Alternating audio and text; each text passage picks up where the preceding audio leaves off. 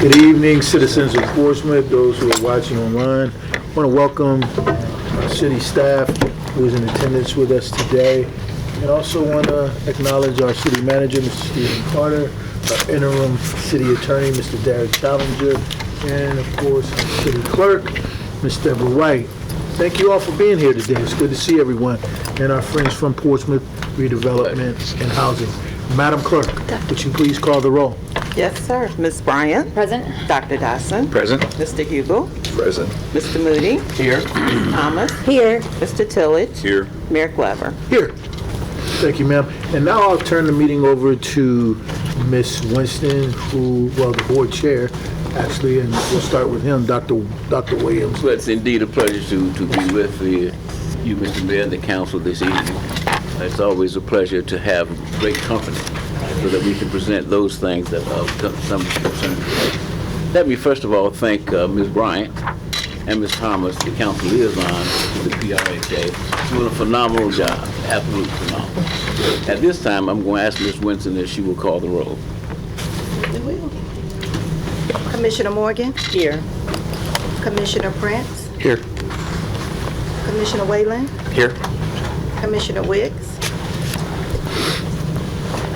Commissioner Wright? Vice Chair Cost? Here. And Chair Williams. Yeah. At this time, I'll turn the meeting over to Ms. Winston, the PRHA Executive Director. Thank you, sir. Ma'am, you have the floor. Good evening. Good evening. Mayor and Vice Mayor. I have a brief presentation for you all today. Many of you know what we do, but for those that don't, I just have a short presentation just to let you know why we're here, who we serve, and just kind of give you some upcoming updates for upcoming projects. So first, we're established to provide safe, affordable housing for Portsmouth residents. We have provided decades of service supporting families, seniors, and our vulnerable populations. And we drive revitalization through housing, development, and resident programs.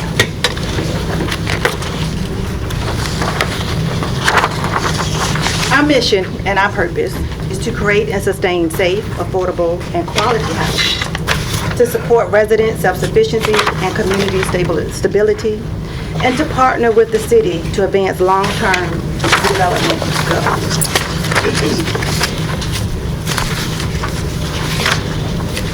Now, who do we serve? We serve low to moderate income families, seniors, aging in place, individuals with disabilities, and residents seeking economic mobility through support programs. We manage over 1,200 units here in the city of Portsmouth, and we administer over 2,000 housing choice voucher programs for the city as well.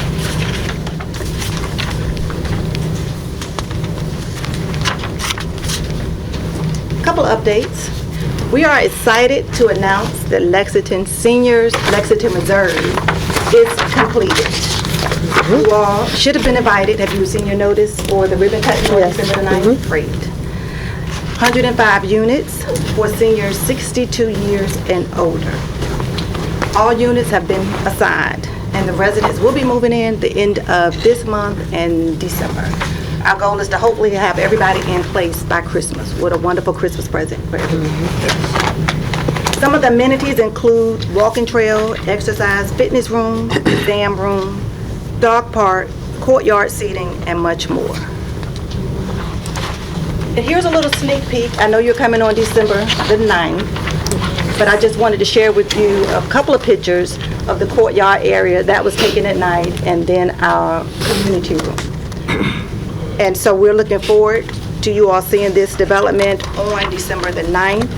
I will say that it's probably our best work yet, and we're excited about it. We're really excited. Looks beautiful.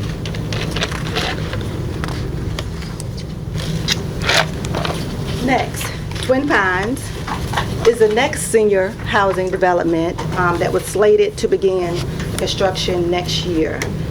However, we have been experiencing some delays with Virginia housing, so more than likely that will not begin next year. And so I will probably need to come back to you all sometime next year for extension on your conditional use, on the conditional use permit. The conditional use permit allowed us to start construction in July of 2026. It may be a little off, but, you know, just keep that in mind, that delay, we'll need to come back to the city for that extension. Excuse me, ma'am, while you're on that topic, what kind of delays? I'm just curious.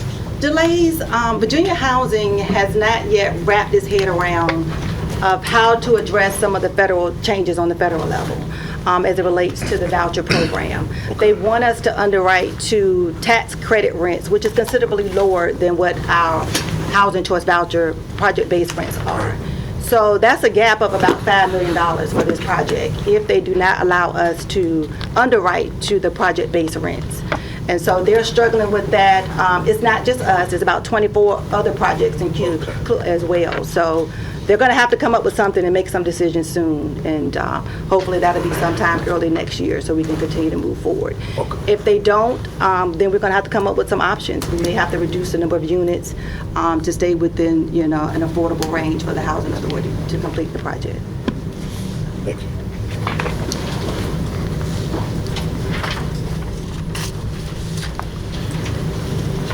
Swanson Homes. I know you all will be happy to know Yes. that we have that contract. We're working on that, finalizing that contract for the demolition of 210 units in the community center there. That's a 17-acre parcel. So that is a really big opportunity for us to really come up with strategic revitalization for that effort. We're going to be looking at putting a solicitation out next year to get a development partner on board that will help us reimagine that community and what we can do there on that site. So more to come, and we're looking forward to working with the city on that project and coming up with some ideas with the goal being some type of mixed income revitalization there with a variety of uses. So stay tuned for that.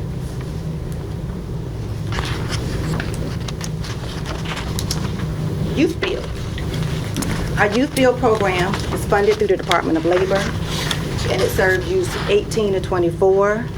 We combine education with hands-on job training, and we focus on construction and trades for our young people. We work with the participants to earn a GED and industry certifications, and we support pathways to jobs, apprenticeships, and colleges. The next slide. You'll see some of our young folks here. They are actually getting ready to start construction of a house that's owned by PRHA. It will be a single-family home, 2,200 square feet, 4-bedroom, 2-bathroom house.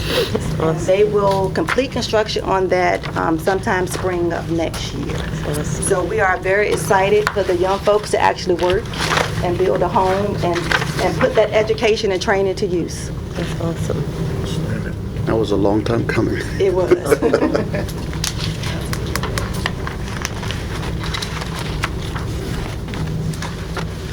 Talk a little bit about our senior rehab program.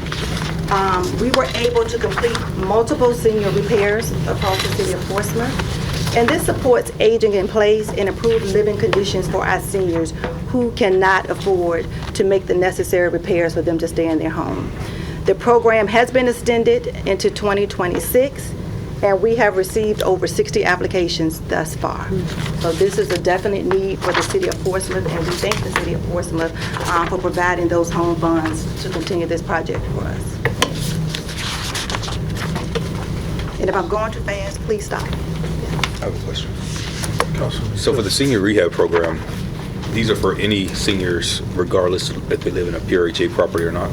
No, they don't live in the PRJ property. Oh, 'cause they're homeowners. Yep, these are Gotcha. homeowners. Yep, Oh, they're awesome. homeowners. Yes. Excuse me, Ms. Swenson, are we using our youth workers also in these types of projects, or it's a different process? Not in this particular project, because we would have to get the contractor on board with the proper insurances. Right. We have allowed them to work on the construction of Lexington Reserve, with working with Breeden. So we've had some young folks out there working on that project as well. Yeah.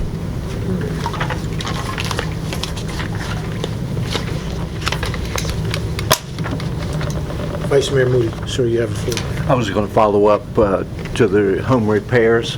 Do we have a contractor under contract to do the repairs, or each one of them separate? No, we take jobs? care of that. So we have about 4 contractors that we work with, and we assign to the homeowners. Okay, Work so with them. those are existing contractors? Yes, Oh, okay. yes, they're existing contractors. That's a great program. Definitely. I wonder, how's it advertised? So we advertise on our website, we've advertised in the paper, and we have sent it out through the continuum of care as well. So, Okay. Terrific. Thank you. Thank you. Comments, ma'am? Thank you. Vice Mayor just asked my question about how do people find out about it. And I remember at the last PRHA meeting I attended on 10/16, you mentioned the senior rehab program. I don't think I realized that the funds were received from the city. Is that what you just said? the city provides us The those funds, funds okay. to carry out this activity. And is this the first year of this happening, or? This is actually, we started this program probably in the late 90s. Okay. Maybe early 2000, and it went away. And so we just brought that program back with the help of the city. Okay. Because it was a need. We were often getting calls. The city was often getting calls, I want to stay in my home. I can't afford to do the work that needs to be done. And so the city decided to reinstate that program and provide the funds to us to move forward. So this is our second year moving forward with this. Okay, great. And then, so that over 60 applications, did we have to turn some applications away? We will, but they will Okay. remain on the wait list. We can do maybe about 10, 15 a year. Okay, all right, thank you. Unless we get more money. So there's a big need. Yes, that's what I was going there. So there is a big need, okay. Never heard that. That's where I was going, okay, thank They have to you. reapply every year, you said No, it's they will down stay there. on the wait list. They will stay. Okay.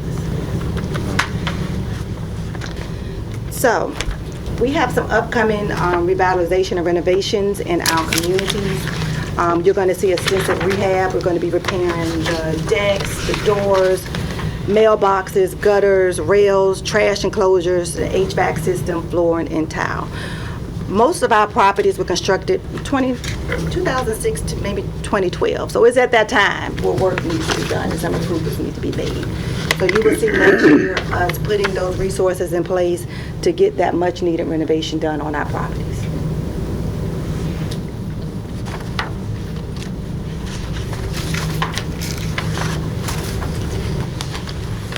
As for the city, what's the saying?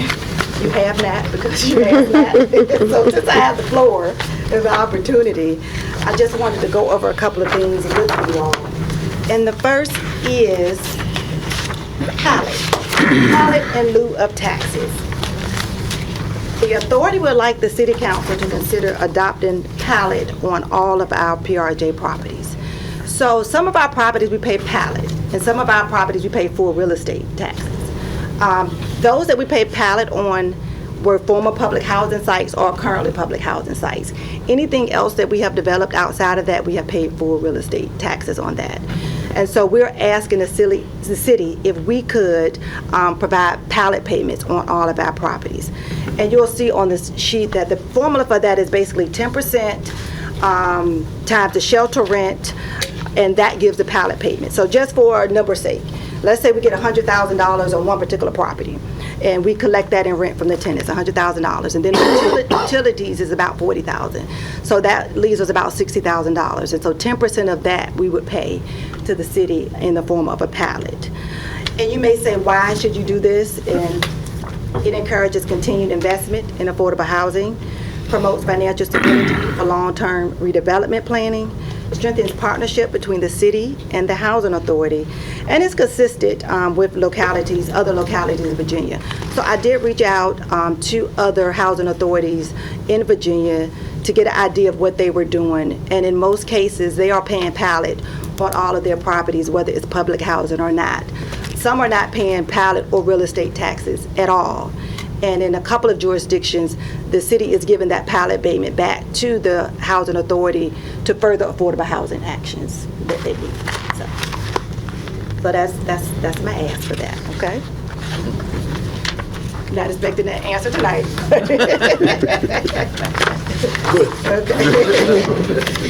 Wouldn't hurt though. It won't hurt. Let's see. So the next thing is, we would like the city to consider establishing a housing trust fund. And this concept came out from our trip to Greenville, South Carolina. And I told you all I was going to bring it up, didn't I? And the reason for this city housing trust fund is for a couple of reasons. It can provide local gap financing for PRJ projects. It can help close funding gaps for redevelopment, new construction, and senior housing, allowing PRJ projects like Lexington Reserve and Twin Pines to move forward faster. It also allows PRJ to undertake projects without relying solely on HUD and state allocations, which are often restricted and insufficient for major redevelopment. HUD is often, and the state has often told us, you need to look at other funding. Don't solely rely on HUD funding or federal funding, because it may or may not be there from the state as well. And it also strengthens our competitive position for state and federal dollars. So the more local funds that are put into a project, the more points that we get in scoring when we apply for our tax credits and other funding through the state. And it strengthens our partnership with the city. It aligns PRJ and city goals, demonstrating a shared investment in affordable housing and neighborhoods, revitalization, and economic development. And it assists us in preserving affordable housing in existing PRJ communities. So it supports the rehab and modernization of our older properties and extend their useful life. So Who puts into the trust, if I may? the city City. will put that in the funds from their general fund Okay. into the housing trust To fund. the trust.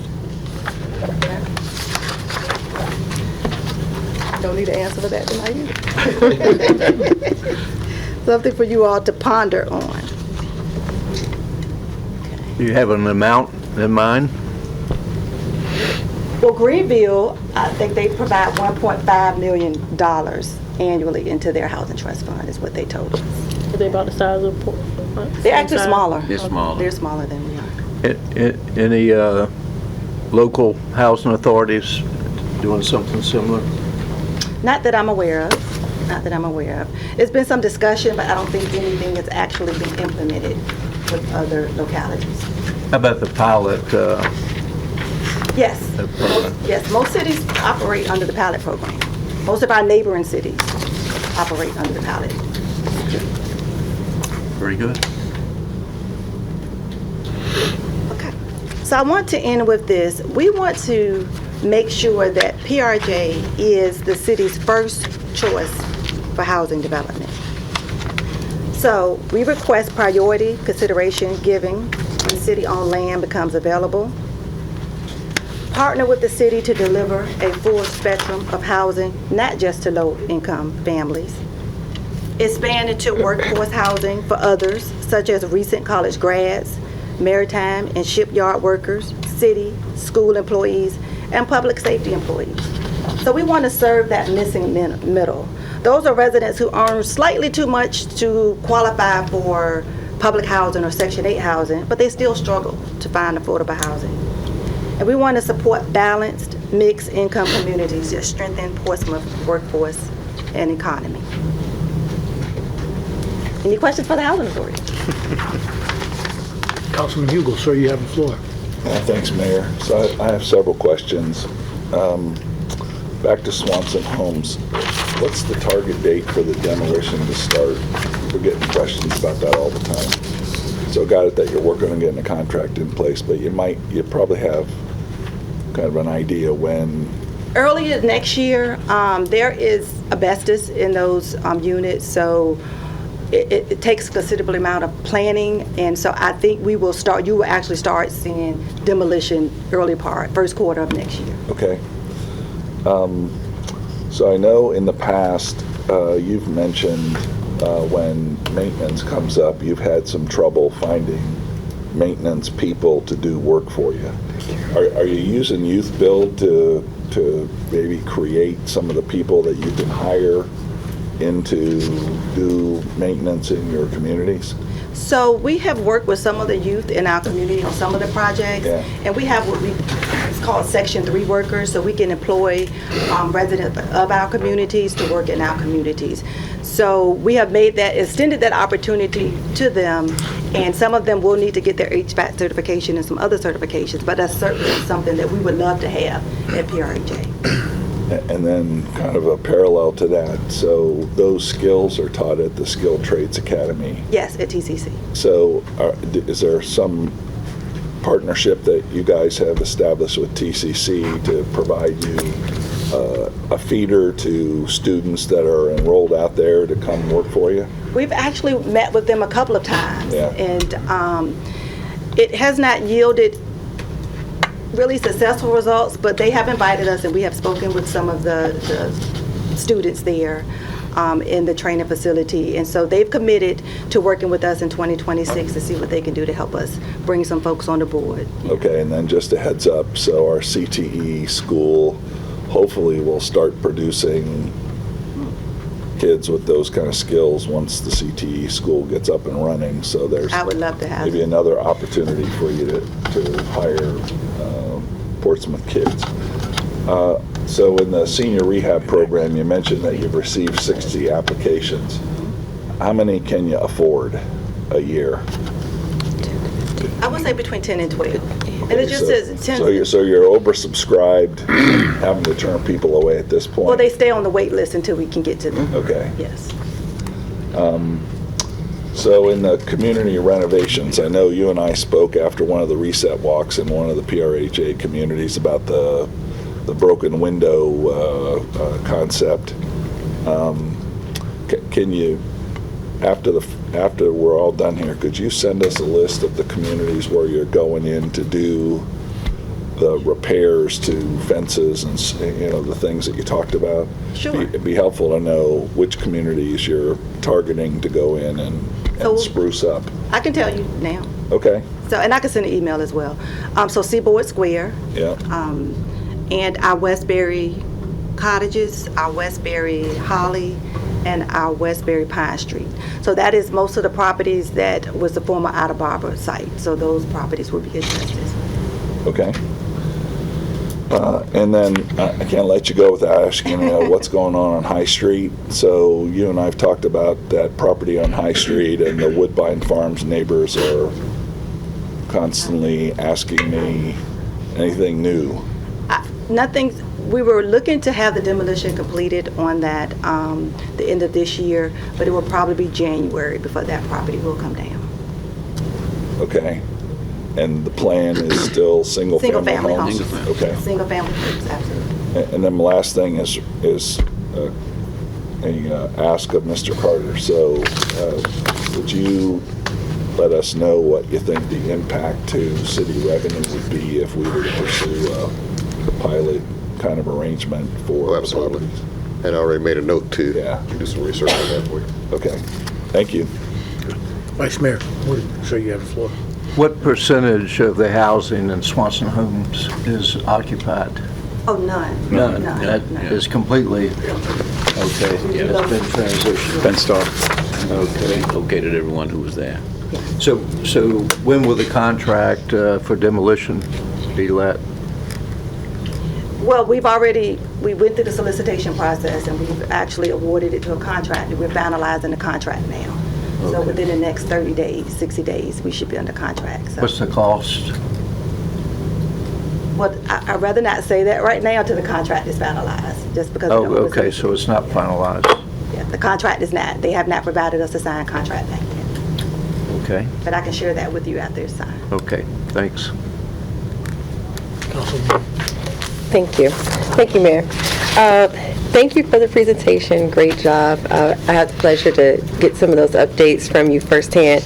One of your closing, I think you hit it on where I was thinking, where you asked to partner with the city to partner with the city to deliver a full spectrum of housing, not just low to moderate income.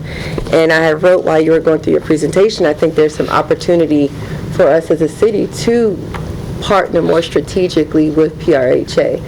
We hear about like the need for affordable workforce housing, and I know that you all set your roadmap and future projects, but I think there's an area opportunity for us to definitely strategize more, partner more to really set a wider view. And so I wanted to ask Mr. Carter,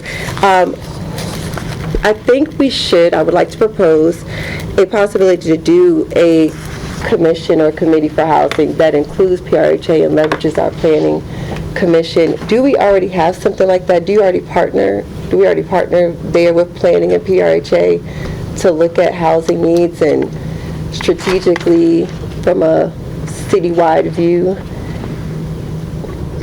I'm asking you, yes. Can I speak? You have the floor, sir. There's no formal group that's designed to do that.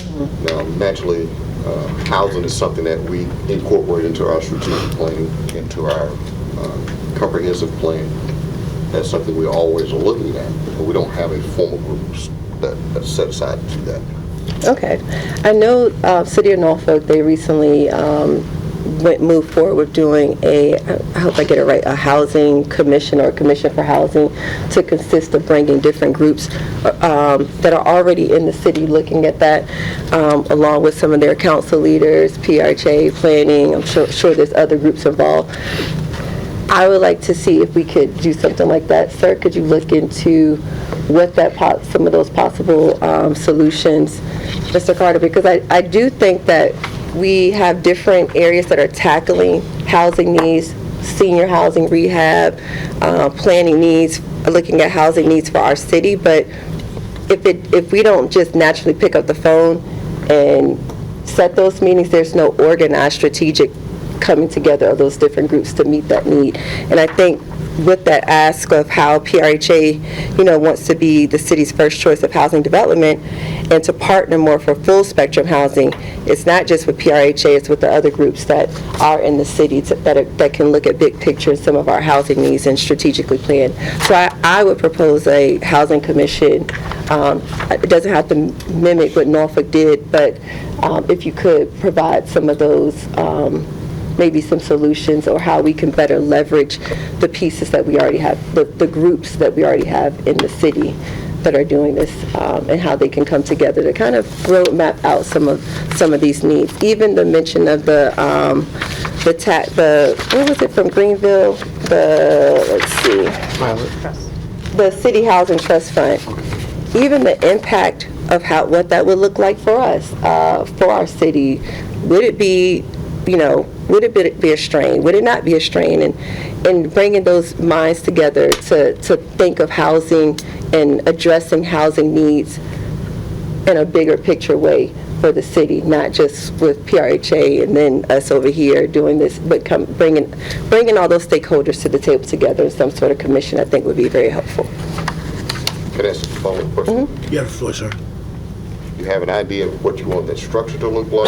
Yeah, I can deliverables to look like? Yes, I can put something together of what I have in mind. But this particular piece, I think, is a gap or opportunity that I think we can do. And I'll give you some things I have in mind, and I'll send that to you. Thank you. Good.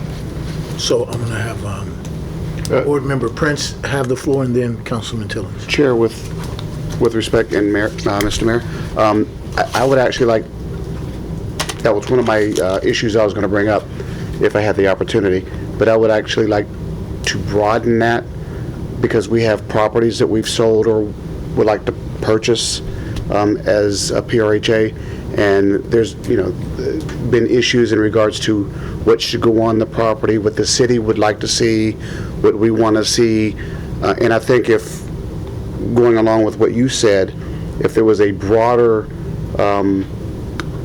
commission, if you will, that not only does housing, but just looks at everything that the city would like to see, that the residents would like to see, that planning would like to see, whatever, that everybody gets together. Should be somebody from each part of the city that has to do with purchasing and selling as far as housing and property, because we had a huge issue at one point over the property over on, I think, well, not only that one, but whether or not we should have storage units. I think that, building on what you're saying, there should be a broader outlook in regards to all of the properties, because we have some land that we still have and land that we want to get rid of. You know, what do you guys want to see versus what we would like to be able to get on our board? So I just thought that I would share that piece. Councilman Tillage, sir, you have the floor. Thank you, Mayor. Councilwoman Thomas, great minds think alike, and that is something that the mayor and I had a conversation about a couple weeks ago. And I was able to bring back some housing information to share with you all from NLC. And so there's actually a program that NLC has implemented for housing commissions and housing task force that I want to share with you all so that the city can go ahead and apply for it. It will walk us through the entire process and partner us up with other localities across the country to do so. So I will share that information with you all on that. Thank you. Good. I like ready-made solutions. I was just going to, look, I was going to say, no need to reinvent the wheel. So, but, look, you just took some work off of me. Thank you. I look forward to getting that. Thank you. Any other questions? So we'll wait for Virgil. Well, I did want to add to the discussion a couple of things that I've been able to witness. Glad to see you guys are doing the work that you're doing.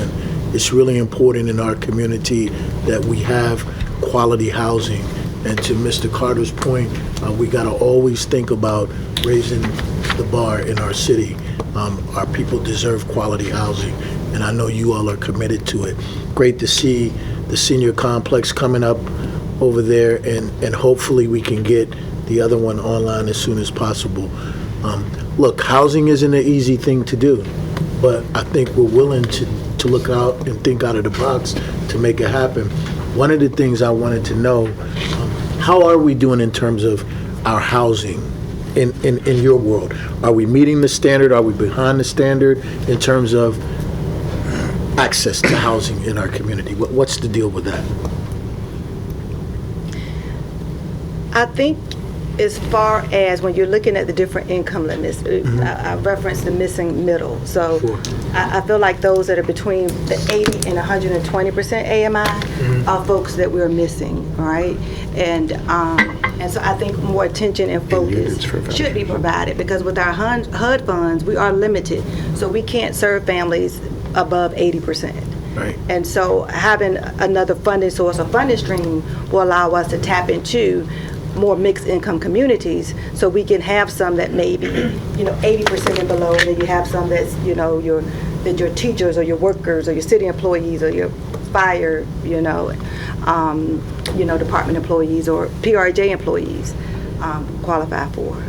Good. And so, really, I mean, we've had the conversation. I really think mixed income is a good way to go. Absolutely. You put different incomes together, no one knows what they're paying, and it's a lot more agreeable, I think, to most communities.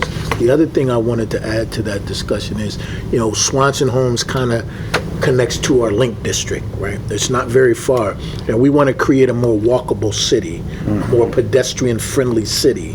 So we want to make sure as we go through this process that we're collaborating, that we're in the discussion, that the city's at the table, and I know we will be under the leadership of Mr. Tillage and others on the council. We want to make sure that we're at the table, because to me, that's how you expand the community. You make it walkable, you give people options in terms of how they move around in the city. That's going to be a big deal for us. I suspect that it will be an anchor housing complex with mixed use development as well as income. So looking forward to see what comes out of that in our future engagement.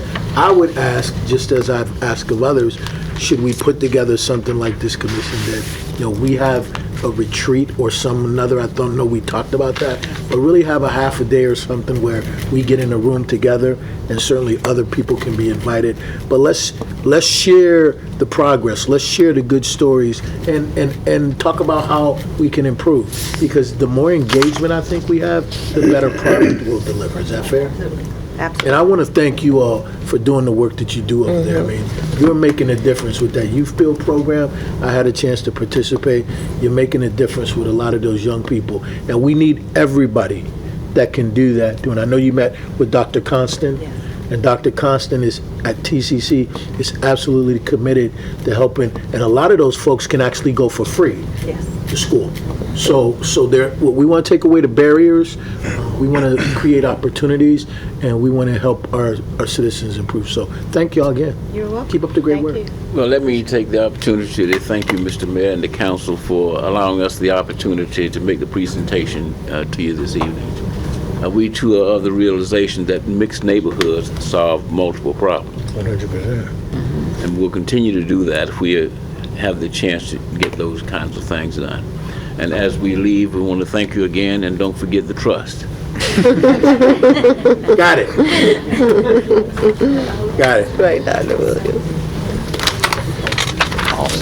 Point traffic. Yeah, there we go. Mr. Carter? I'm You sorry. have the floor, sir. No, you having a sidebar, but you got the floor, man. I'm giving it back to you. All right. We do have a couple other presentations, but I want to make time for this group to exit if they choose to do so. Absolutely, you're welcome. We're going to have some things that may or may not be interesting to you, but we want to make sure that you have the opportunity to exit if you need to. Thank you. Thank you, sir. Listen, on that note. Don't feel like you have to leave.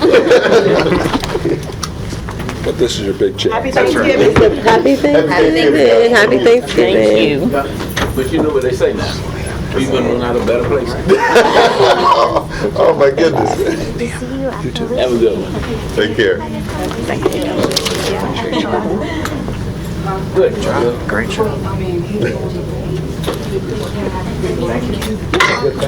Thank you. You too.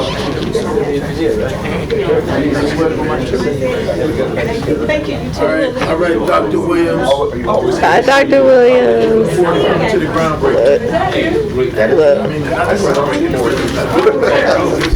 there goes my buddy. Bye, Dr. Bye, Dr. Williams. See you later. Thank you.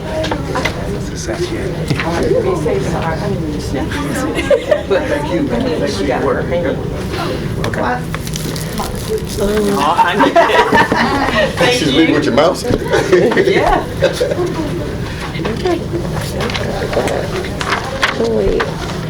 All right, if we're ready, We're ready, sir. Mr. Wright, you're on deck. On deck. We provided a preliminary traffic calming policy earlier in the year. Got some feedback, gone away, made some modifications. We'll bring this back so that we can try and move this process forward. Once we made the initial installation of a traffic calming device, there has been a lot of requests. All right, but we want to make sure that we have a process in place before we start trying to move forward. The purpose of tonight is to bring the traffic calming policy back to you, make sure that you are okay with it, so we can start implementing some of these ideas that we have and responses to some of the requests. Okay, sir. All right, Mr. Wright. All right, good evening, Mayor, Vice evening, Mayor, sir. members of City Council. We're bringing a draft of the traffic calming policy back to you this evening. So, as you remember, traffic calming is intended to reduce speed but not to limit access on residential streets. This policy outlines the process for residents to request traffic calming, the city to evaluate and develop and implement those solutions on eligible roadways within the city. So the goals.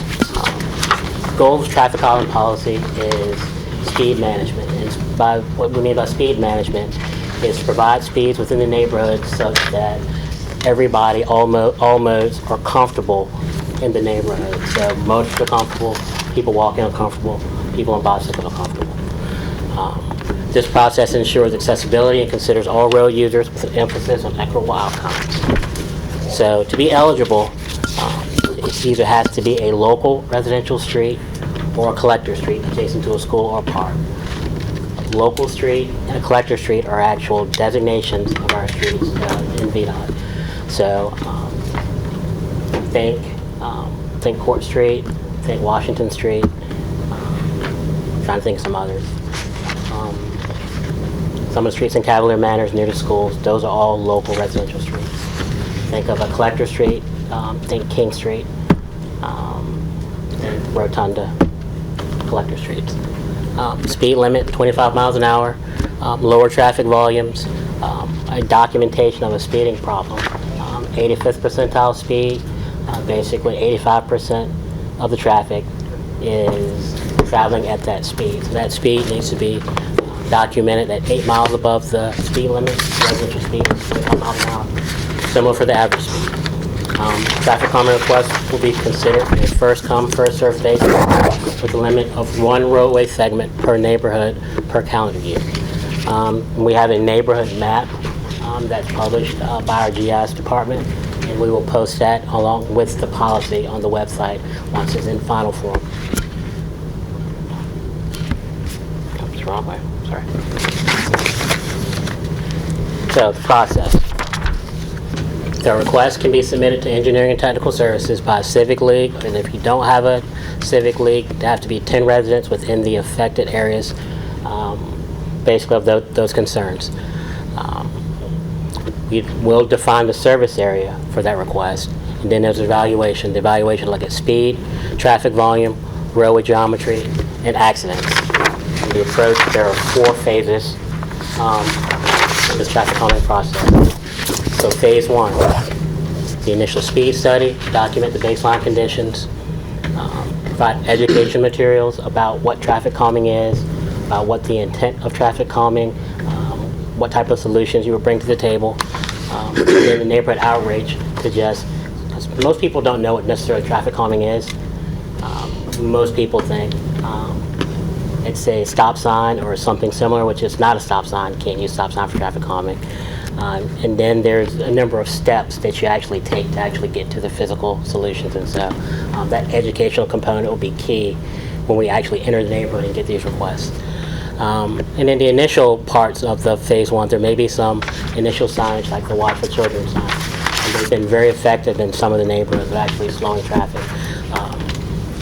The children at play signs, it's illegal to play in the street by code, so we don't post those signs. That's why we do Watch for Children. Oh, okay. We don't do deaf children or hearing impaired, because as a driver, I don't know which child is deaf or has autism or some other condition, so Watch for Children covers everybody in that spectrum.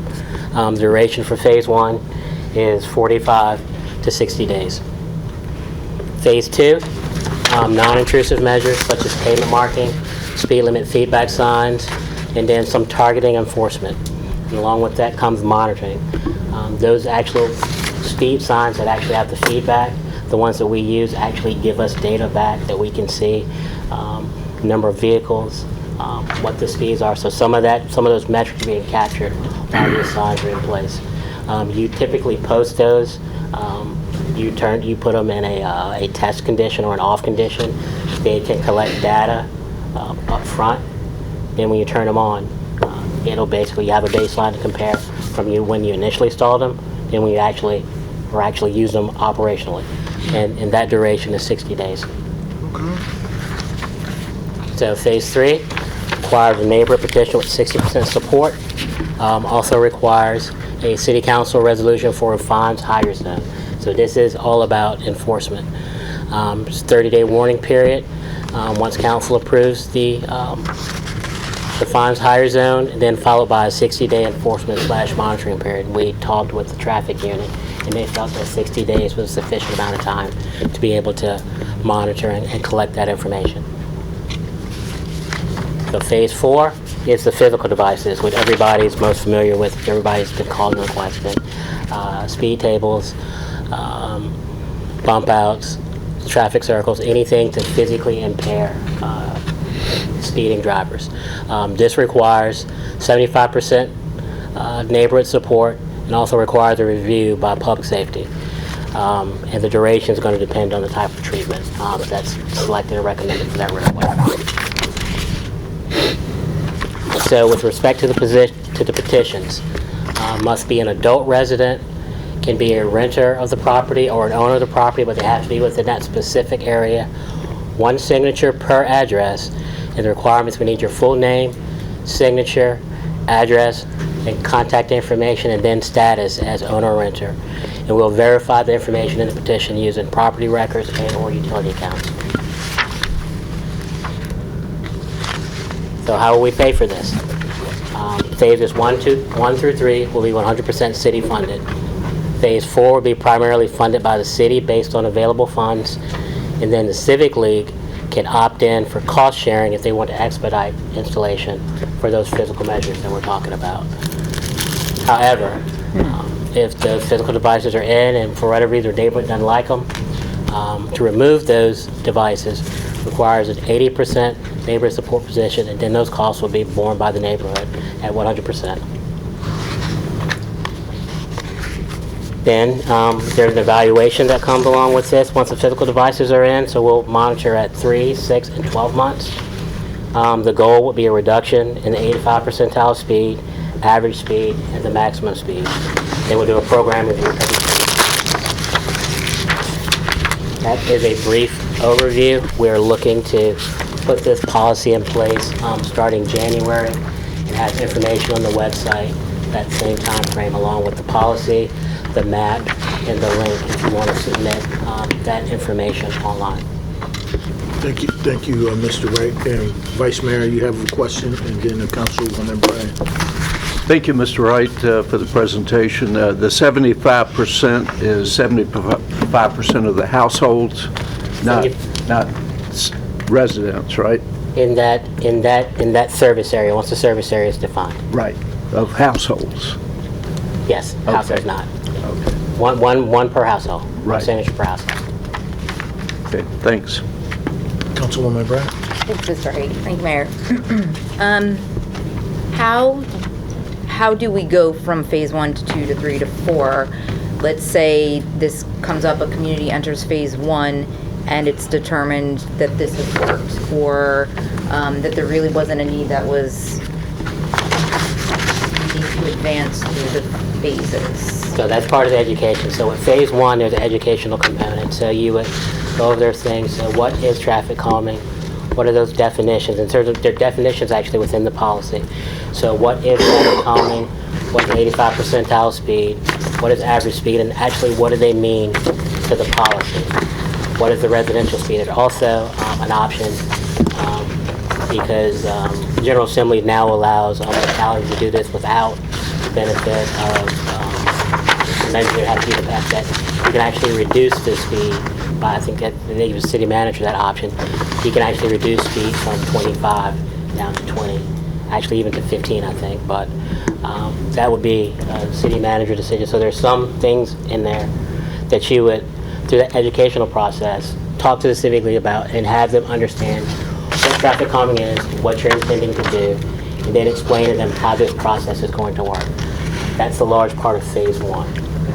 So, and you're also doing the speed study to determine what the baseline is. So you basically told them what you're doing. So it has to be 8 miles over 85th percentile speed, 8 miles over average speed. That's part of the education piece. So when you do the study, if study comes back and 8 miles over is less than, there's no speeding issue. So it doesn't advance. So it doesn't advance. Ends there. It doesn't advance potentially because a smaller portion was not mentioned, but I mentioned last time. There's that maximum speed. So what is that maximum speed over 50 miles an hour? What's the occurrence of that? How often is that occurring? So what is that? That's also an additional way to get into this traffic calming level. But if none of that exists, it stops. Okay, I do remember you saying that last time. But if you do have that condition, then we do those things, and let me go back. So we basically watch for children sign, and that allows us also that 45, 60 days traffic study information, and to do some other monitoring. But your next point is you're on to phase 2, pavement marking, feedback signs, monitoring. So it's In going from 1 to 2, you might determine, yes, we do need additional pavement markings here, or did I hear you correctly that Mr. Carter could actually say we need to set the speed limit 5 miles per hour lower? That's an option too? Did I hear that right? that's an option. That's an option. So these are options that would, advance if the need is there. Right, and you just progress through each phase, and so If at any point as we're doing the monitoring, we do phase 1 and we monitor, and that works. We don't go to phase 2. Got it. Well, if you go to phase 2, we do the monitoring, that works. We don't go to phase 3. You know, wherever it works, that's where you stop. Okay. I'm a little concerned on this point where it says I'm on funding and cost allocation, page 11. Phase 4, primarily funded by the city based on available funds. Civic League opt for cost sharing to expedite installation. This is going to work really well for civic leagues that have money to opt in, but that might create a message of inequity for civic leagues that do not carry such a large amount of money in their treasury. So The that city will fund it, but if you want it done today, then you have to put some money. right, but as someone who has been the president of the Old Town Civic League, I can tell you that that's a very affluent civic league based on a lot of fundraising that comes from a lot of events that neighborhood is fortunate to have the ability to host. And if given the chance to expedite it, that civic league could absolutely expedite that project, which would send a message that that neighborhood is getting favored by the city. Right. Yes. It's an optics problem. I understand. So want to put that out there for discussion, certainly amongst my colleagues. And I'll wrap up with just one interesting conversation that I had. This had not crossed my mind, but I was speaking with Will Taylor, who is the owner of Chick-fil-A. And one of the reasons, Mr. Wright, you brought this up at our last meeting, you discussed how driving has changed since COVID and how there's a change in driving patterns since COVID. One of the things that he brought up in our conversation was that there are more delivery drivers on the road for food, for Uber, for Amazon, we get everything delivered now. And in our conversation, we kind of arrived at this point that when you live in a neighborhood, you know where the kids live, you know where the elderly might live, and so you drive cautiously. But we have a lot more people on our roads that don't necessarily live in the neighborhood. So it's creating these new dangers in driving. So just wanted to share that perspective. Good point. Councilman Hugel, so you have the floor. Yeah, thanks, Mayor. So I have a few things to follow through as we go through the brief, and some of it ties to what Councilwoman Bryan has brought up. So if you can go to slide 5, please, which is the process slide. So the first step is to request by a Civic League or 10 residents. So is that a letter? Is that an email? Is that something on the city website? We need to be specific because we got people that want to submit a request and they don't know how. So if we can put something more specific in there, we created a form on the traffic engineering page of the city website or whatever to make it crystal clear. This is what you got to fill out to get the process started. And then kind of marching through the phases. So phase 2, so now we're on slide 7. So additional pavement marking. So one of the things in Walkable City is a whole section in there about traffic calming. Right. And the gist of the thing is take your 4-lane freeways like High Street in the Link District and turn them into very skinny 2 lanes, because the narrower you make things, the more people slow down because they're fearful of hitting something or somebody.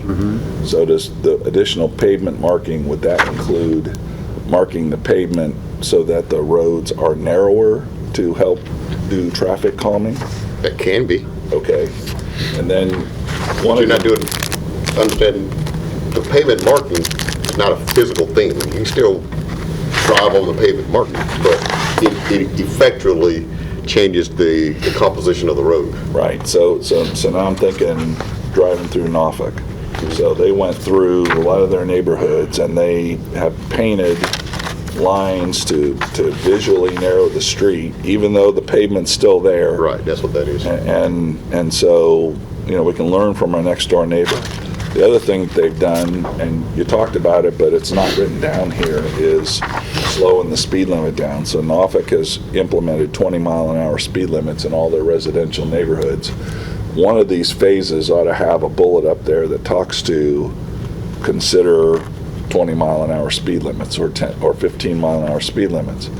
And again, back to walkable city, they recommend considering that, because if even though it's only 5 miles an hour, if somebody's planning to actually follow the speed limit, 5 miles an hour is enough to cause them to divert around that street to the 25-mile-an-hour street, so they can go faster where they're going. So somewhere we ought to write that down. The Vice Mayor talked to 75%, and exactly what does that mean? I think we need to spell out what 60% and 75% really mean, so that when the Civic League is looking to see us go to Phase 3 or Phase 4, if they need petitions, then the petition ought to have all of this. So now I'm on, slide 10. So you got a whole bunch of information that you specifically want on the petitions.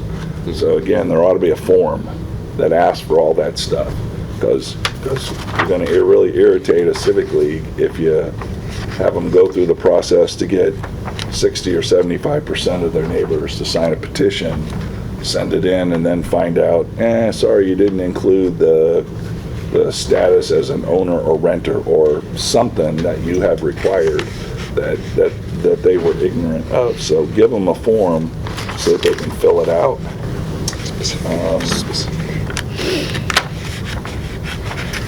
And then back to Councilwoman Bryant's question about moving through the phases.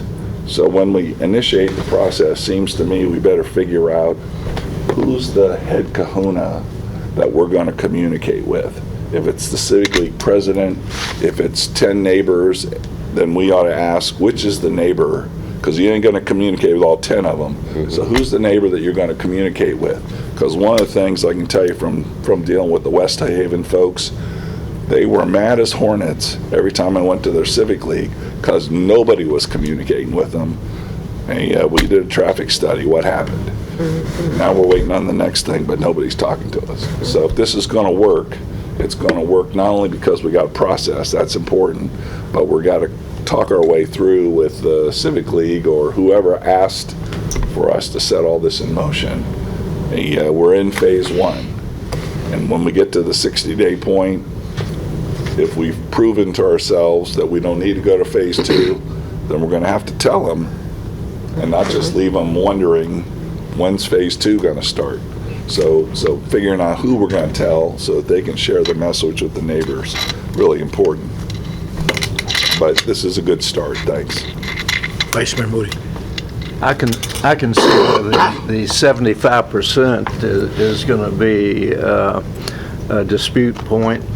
I'm sitting here thinking of some communities like Merrifields, for example, has a apartment building in Merrifields, and also Merrifields per se doesn't have a Civic League. So it goes back to your 10 citizens, and that's a huge community. So I don't think we want 10 people deciding what the street calming is going to be. The other thing I think of Hedgerow Lane, which connects Twin Pines and River Shore. That's really not within any community. That splits communities, and to me that would be an ideal road because that road is prone to speeders, and there's a school on the lane as well. So I would think that would be a good candidate for the enhanced enforcement, and also perhaps the city manager at least doing school times that the speed would be lowered to maybe 15 miles an hour. It's 25 miles an hour now, and I guarantee you people are doing 45 miles an hour on that road. I think Councilman Tillage is well aware of that particular street. So going back to the 75%, how do you handle a community like Maryfields that has no civic league and also has an apartment building with a lot of residents? So, and I bring this up because we're going to be confronted with that. Can I respond to a couple of those? Yep. Go ahead, City Manager Carter. On our website, we'll provide all the forms necessary, and the person submitting the form is going to be the automatic contact. We'll request that name and contact information, so they'll be the contact. For the 10 people, the 10 people only get you whether or not we're going to start this process. That has nothing to do with whether or not you're going to get traffic calming. Traffic calming comes later in the process. That's when you need the 75%. And we talked about the one per address. So even if it's an apartment building, you still get one per address. That's kind of across that. The other thing is you talked about having defined areas. When you make a request, we'll see where you fit in that defined area. Part of that defined area is how many neighbors you got. So when we need 75%, we'll tell you, hey, you need 300 people, or you need 50 people, whatever that number is, we'll tell you what that number is. So you don't waste our time or your time if you got 5 people, you know what I mean? I think it'd be good if we be proactive and let people know what is needed. At least we have that figure without having to... Yeah, that's what I'm saying.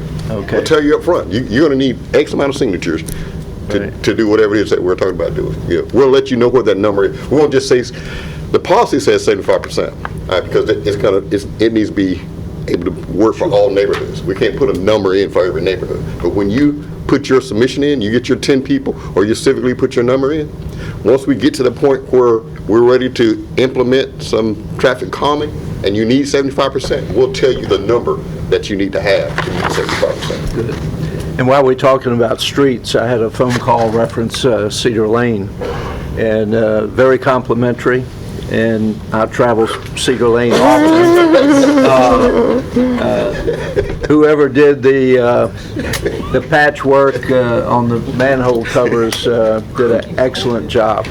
I don't know if it was the city or the contractor. No, we didn't do it. We contracted, but hey, well, thank you very much.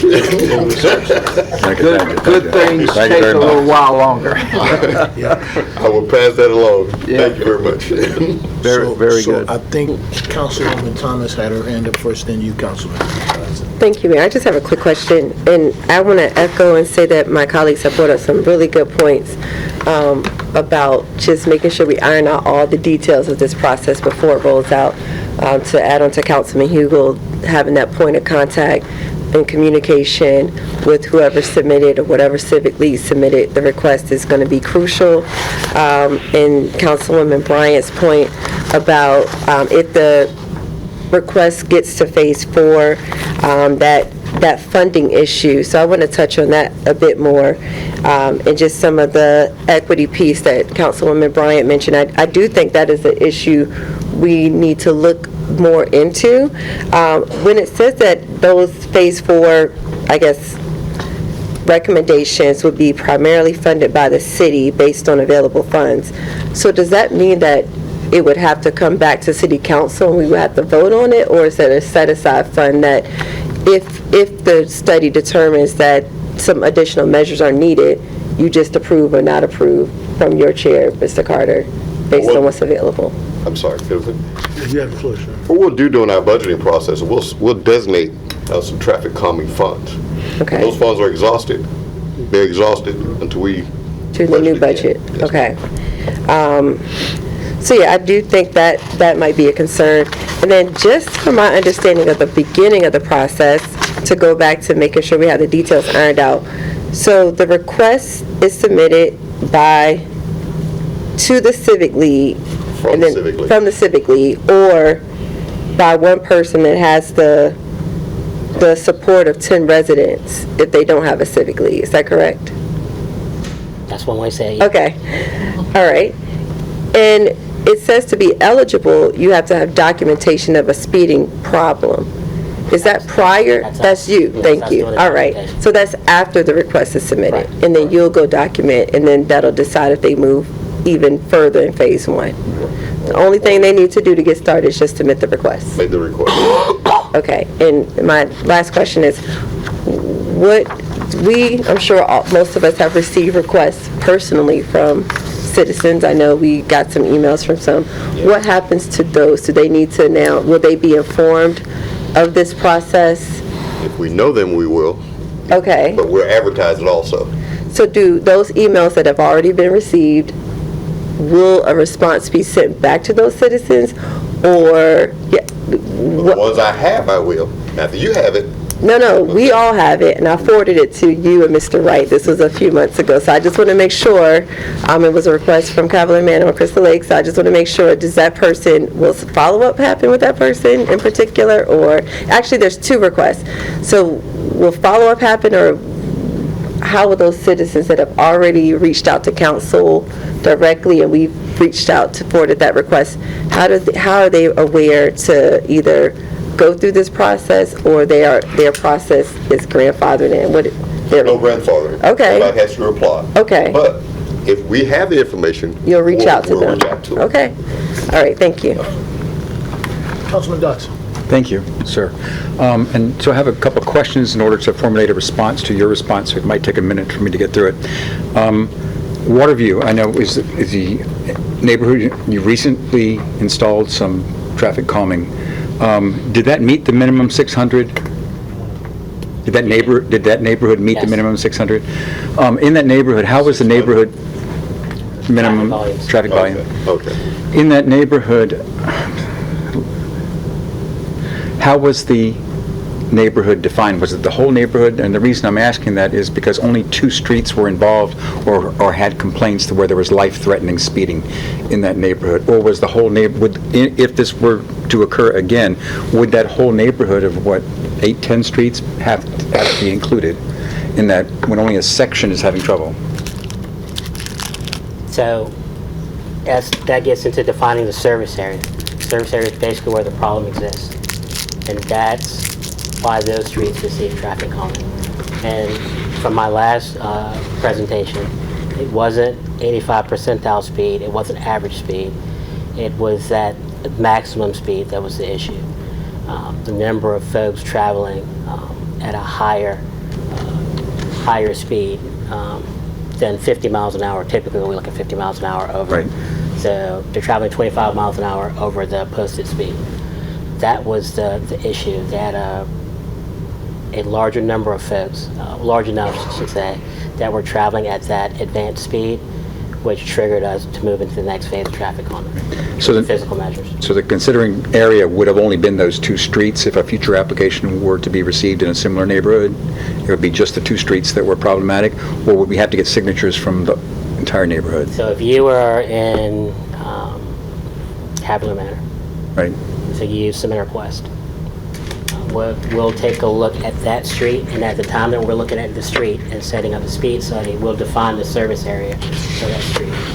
It's defined in the policy, so typically the service area is going to be that street, the 2 parallel streets, and then a certain distance Good. going from that street Wonderful. perpendicular, so it's a box. Good. That's gonna what- be your yeah. service area. That wasn't clear here in Well- the presentation. It's in the policy, you can put everything. Good. Thank you very much. It's in the policy on the board. There are a number of definitions in the policy, things you spoke about, questions you asked, that's actually in the policy. So what's posted on the website will be the actual policy, all the information, those sheets that they can use to do their application, and the neighborhood map. I wanted to offer my opinion about the 75% support is kind of pricing out this. I just think that number's a little too high. It's the service area. So 75% is for the move on to the next phase. I understand. It's the service area. I just want to express my opinion that I thought the number was high. I think Cavalier Manor, Maryfields, large neighborhoods. Yeah. If I'm looking at, I don't know, Swananoa, just a street. Look at Swananoa. What's my service area? So Swananoa is the street over this way, that box. So 75% of people in that box need to have the petition to move on to the next piece, because those are the people that are going to be primarily affected by these measures. Finally, Waterview, the number of complaints that I've received from that neighborhood since you put the calming measures has dramatically dropped. There still are some complaints, but it's dramatically down, and I want to say thank you for the effort. So monitoring-wise, percent greater than 50% since we've been monitoring is down to almost 0%. Percent greater than 50% on the other street is down to 0.2%. Thank you. Councilwoman Bryant. Thanks, Mayor. I think this has the potential to have a positive side effect of engaging our civic leagues in new ways, and communities that maybe don't have Yes. civic leagues, if they have an issue like this, of communicating with each other and sort of spurring some conversation in their neighborhood. So I commend you for putting together a plan that might have that side effect, which would, of course, benefit the city. So. Just thought of it just now, if I may. We do have neighborhood incentive grants. That's exactly good. right. So Okay. potential for like Old Town, spot, that's get a grant from the city, Okay, that's great. put out your traffic. Neighborhood incentive Right, grant. because we have to be careful when we start saying that inequities and not fair. I think that can be a situation, like, at the end of the day, we have areas in our community that are more affluent than others. Just like when people in their household have more money, they can do what they want to do with it. We can't discourage folks, because the reality is, if they want it today, they're going to have to pay for it. Tomorrow is based on, funding being available, but we have other ways to get to the goal. In addition to that, I don't think everybody's going to be running to the door to get this done, because it is going to be a process. So we just have to let it play out. This is the first time, to my knowledge, that we've gotten a policy. We're not going to get it all right in the first shot. That's right. But know that we are here, and we're going to try to do our best to make our communities as safe as they can be. And the last thing I wanted to say, perhaps, and this wasn't indicated, but I'm sure it's in the policy, perhaps based on the frequency of speeders, we look at data, right?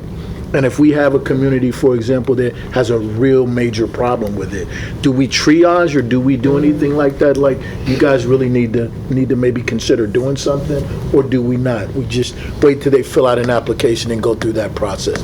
I guess what I'm trying to say is, are we a little bit forward thinking?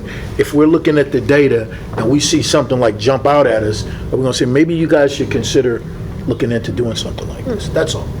I don't know that we're doing any proactive speed studies. No, we typically do speed studies by request or in Okay. support of some other project. What we do is, when we get a concern or an issue that says there have been a lot of accidents, and so forth, we do a check with PD and get information over the last 3 years to confirm that. Then that could be a potential Trigger. avenue to trigger something that doesn't necessarily rely on Civic League or neighbors to reach out. Because it always looks good when the city brings something to folks' attention. That's all. Any other questions? Thank you. Go ahead. Yeah, Councilman Hughes. just a comment. So there is federal money, right, to do safer streets? And there's some kind of program that federal program that's targeted to reduce pedestrian deaths. I think Safer Streets for All, is that it? Yeah. Safer Streets for All, and it's typically not traffic calming. Right. It's typically walkable streets, crosswalks, and things of that nature.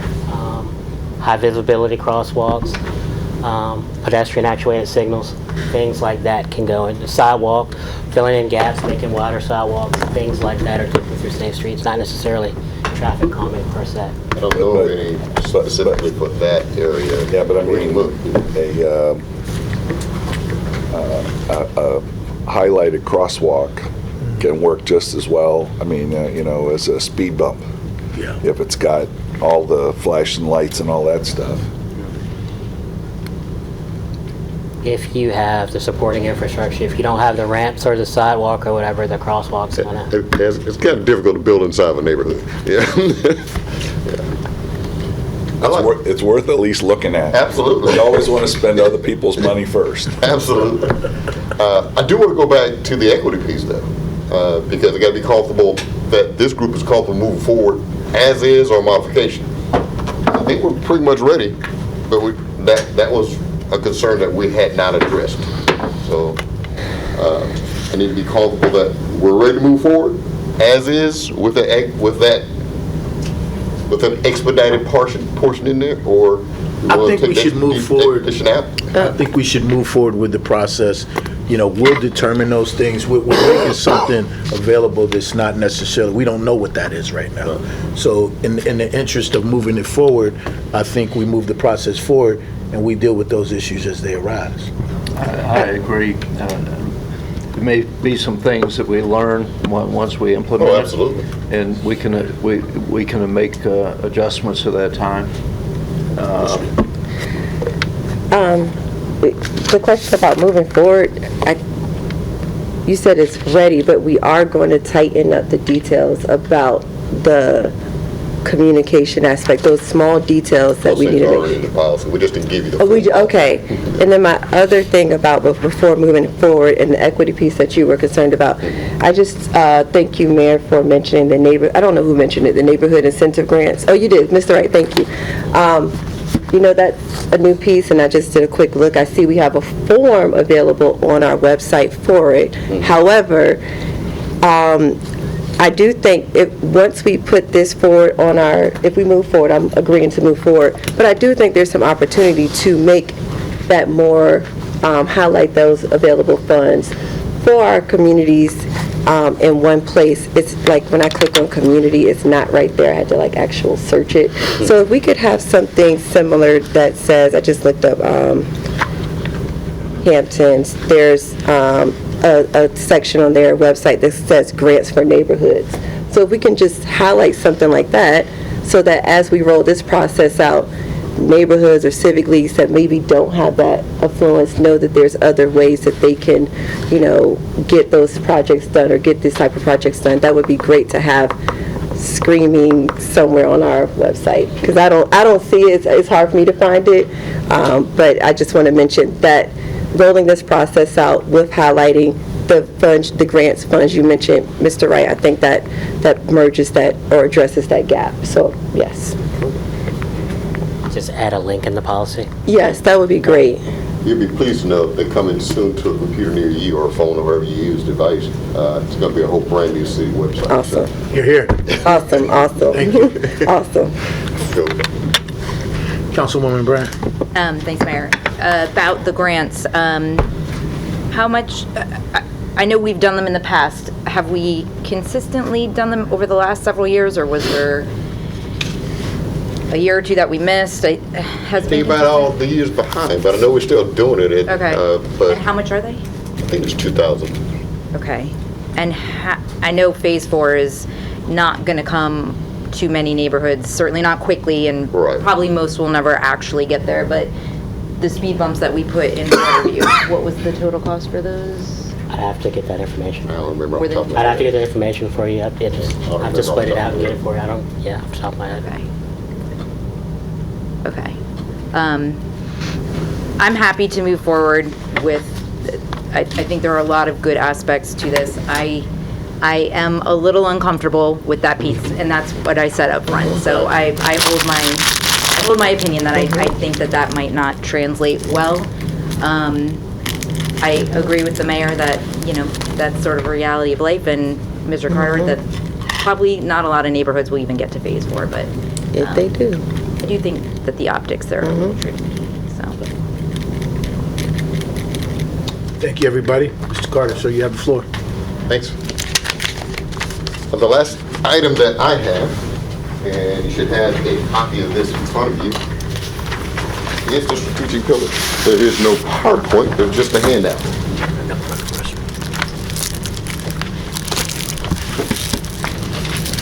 It's from the retreat.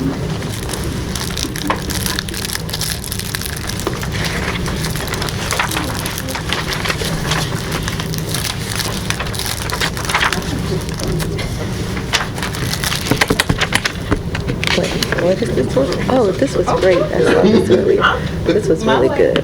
Well, Very I don't know, maybe for the audience, Hey, what is having something up there would be beneficial, so thank you. find that over here? I saw the email earlier, but yeah, let me grab this. That was really good. You guys remember we talked about this Yeah. at the retreat, and we've been working on this, had a couple of iterations Great. before I provided this to you. So, but most importantly, thank you for taking the time this evening to review the draft. I want to begin by acknowledging that this document what it already represents. It's a strong forward-leaning vision that captures who we are and what we aspire to be as a city. It frames 5 clear pillars: Things left out. execution, financial, stewardship, economic growth, community well-being, and education, all of which are aligned with the conversations we've been having over the last year or so. The document structure is also a major strength. It organizes our commitments into short, medium, and long-term goals that are easy to follow and easy to communicate. The outcomes described in each pillar are clear and compelling. The language is accessible. Taglines are memorable, and the pillars reflect the values of our residents that our residents consistently tell us matter most. As we move from the vision to execution, there are areas where your guidance will help strengthen the final version. Many of the goals are ambitious, and they're ambitious by design. Several long-term goals are aspirational in nature, and will require solid baselines so that we know where we start and how we improve the measurement.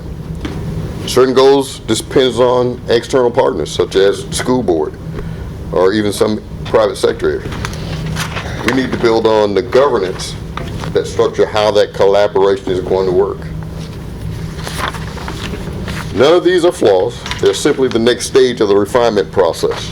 This is what a healthy strategic planning process looks like. You start with a bold vision, you identify the strengths, you name the gaps, and then you build systems and capabilities that's required to make sure that we can deliver on everything that we say. The goal of this is that once we get your feedback and get to the point where we agree that the goals we have here are our set of goals, the next step will be to layer in the performance measures, the responsible departments, and more specific timelines and resource connections. At the end, we're going to turn this over to our marketing department, and they're going to build a professional document that is suitable for public consumption. Right? And that's going to be our contract with our public about who we say we are and what we say we're going to do. The role of the council tonight is to evaluate those goals and give some direction about the substance of the document. Is there something that you want strengthened? Is there something that's missing? Something that you want removed? Something you want refined? Is there something that you want to elevate as, our strategic or signature priorities for our city? Your feedback will shape the document that we intend to make public. We're going to update the document annually, and we're going to treat this as the contract with the people of Portsmouth. This is an exciting moment for our city. We have momentum. Yeah. We have alignment. We have a shared vision. And we have a shared desire to get things done. And that's really important.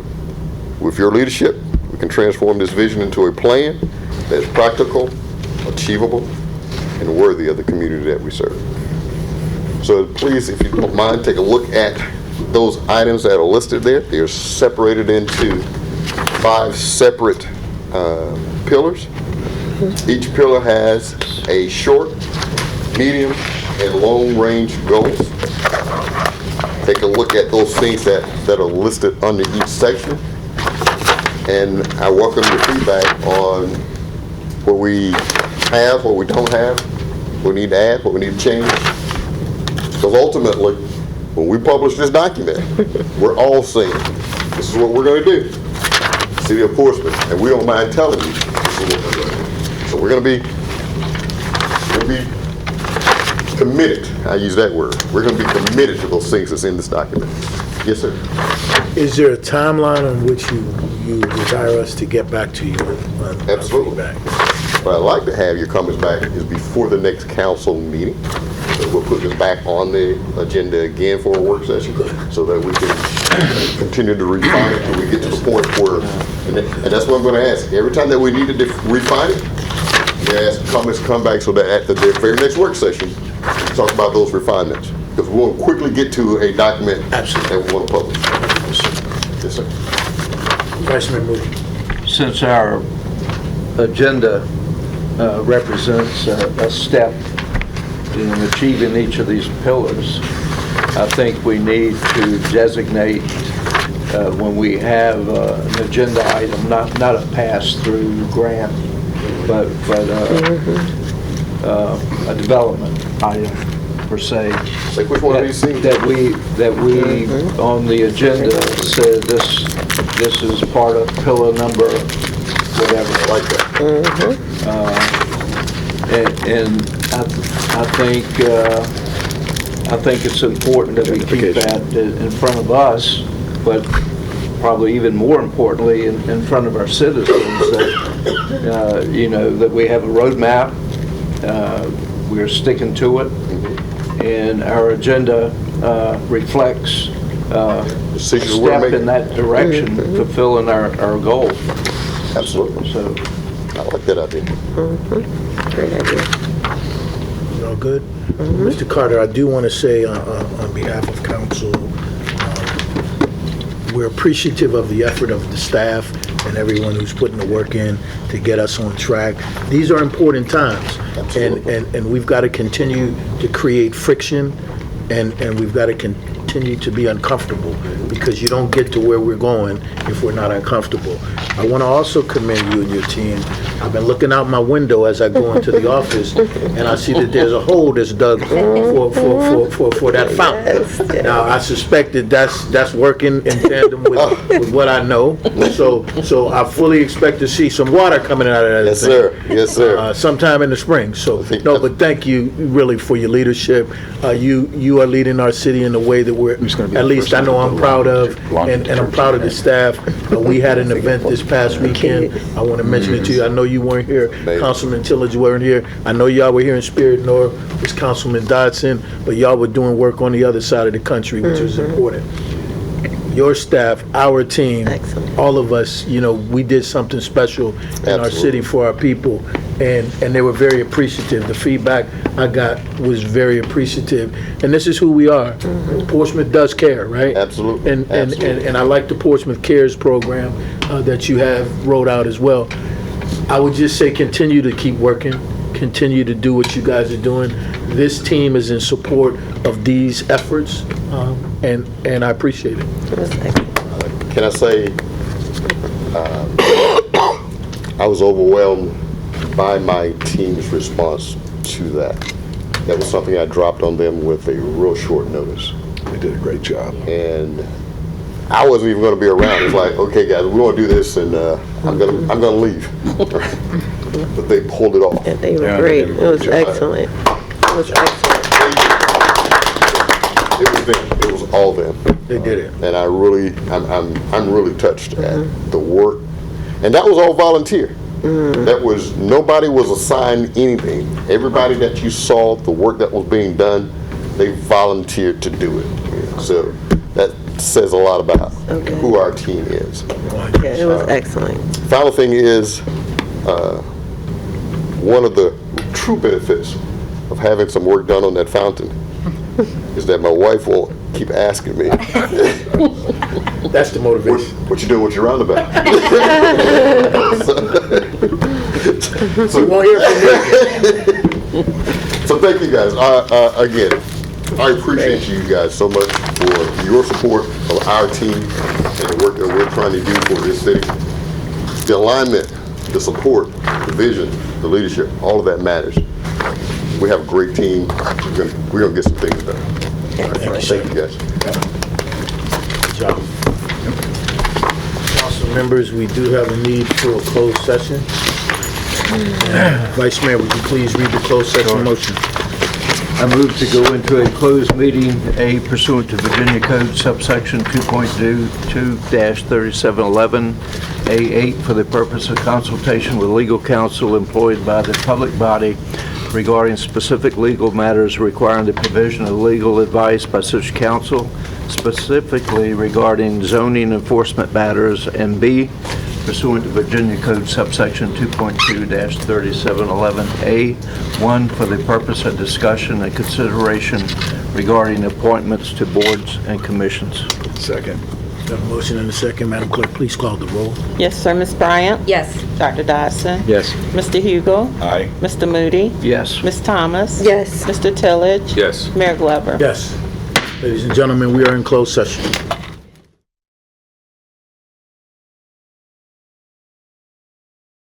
I hereby move that each council member certify that to the best of his or her knowledge, one, only public business matters lawfully exempted from open meeting requirements under the Freedom of Information Act, and two, only such public business matters as were identified in the motion by which the closed meeting was convened were heard, discussed, or considered, and the closed meeting is concluded.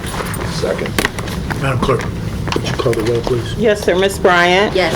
Dr. Dodson? Yes. Mr. Hugo? Aye. Mr. Moody? Yes.